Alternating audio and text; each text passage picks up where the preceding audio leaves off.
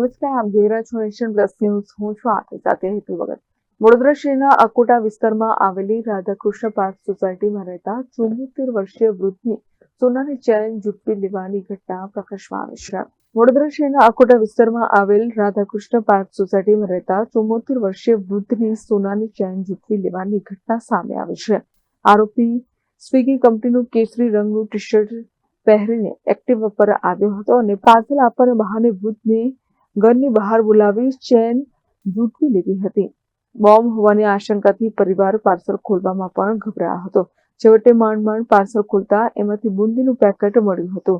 સમગ્ર ઘટનાના CCTV footage સામે આવતા અકોટા પોલીસે ફૂટેજની મદદથી આરોપીની શોધખોળ શરૂ કરી છે. કેમેરામેન નવનીત પરોણી સાથે Chirag Patel, nation plus news, Vadodara. સમાચારોના સતત અપડેટ મેળવવા માટે અમારી નેશન પ્લસ ન્યૂઝની યુટ્યુબ ચેનલને સબસ્ક્રાઇબ કરો, બેલ આઇકન દબાવો અને જોડાયેલા રહો ફેસબુક, ઇન્સ્ટાગ્રામ અને ટ્વિટર પર.